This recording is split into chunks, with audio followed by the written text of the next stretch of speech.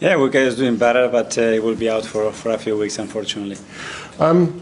What is it? Is it his hamstring? Yeah. No surgery required? No, no surgery. It's not as bad as the previous one. Obviously, very unfortunate to pick it up. It's in the other side.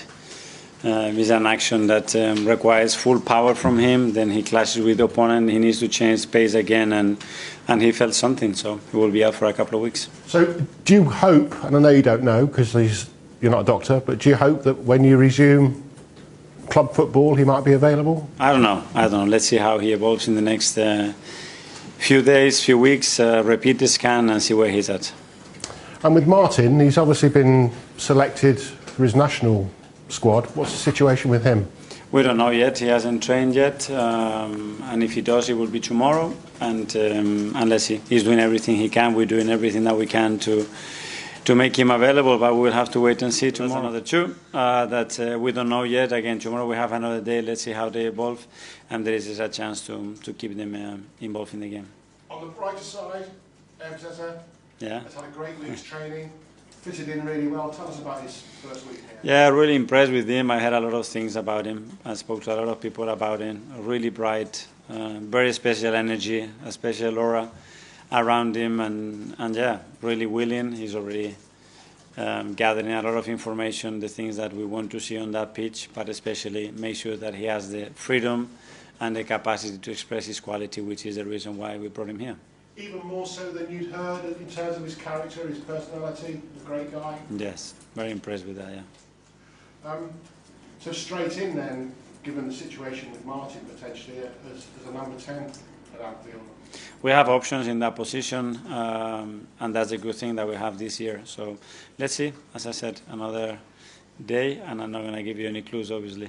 The fact that he adds to your ability to be unpredictable, that's one of the reasons you wanted him there, I guess. Sure, and we have a lot of players now. They can play in different positions and they can fulfill gaps when we have them. And looking at the start of the season that we already had with injuries, that's going to be very necessary. So very happy to have the ability to do that. Hincapié. His name's been linked with you before the window closes. Bayer Leverkusen, again, the fact that he's versatile is the kind of player you like. You know the answer to that. I cannot talk about players that are not part of our squad. I'll just ask you a supercomputer question before I finish. Okay, sure.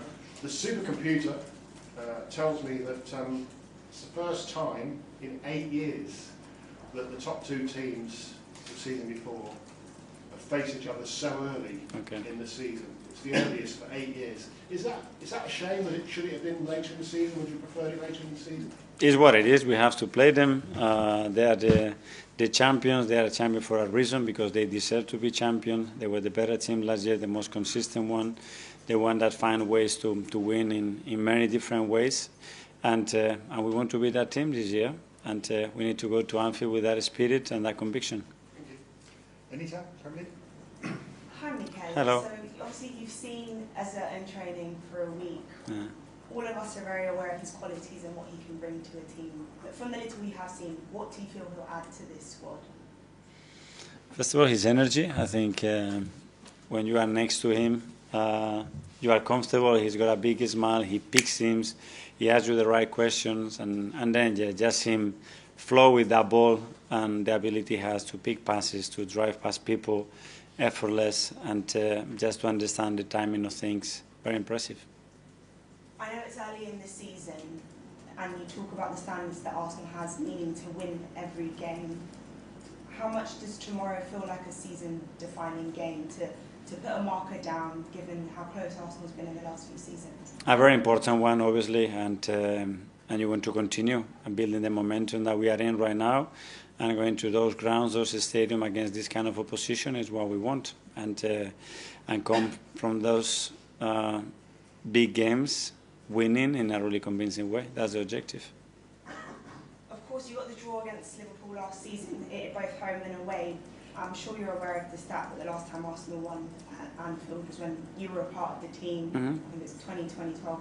What do you feel needs to change to try and get that win this time around? Be better than we've been in these games, more efficient, and do what we've done with many other stats that we had even for longer. before. Just go there and be convinced that we can go to Anfield and win. And you feel that? Yes, I do, yeah. Thank you. Mikel, Arne Slot's been talking about the subtle differences to the way that your team plays now with a kind of out-and-out number 9 up top. They've made a lot of transfers this summer and they've changed things up top. Is there any differences you've noticed to the way Liverpool play? And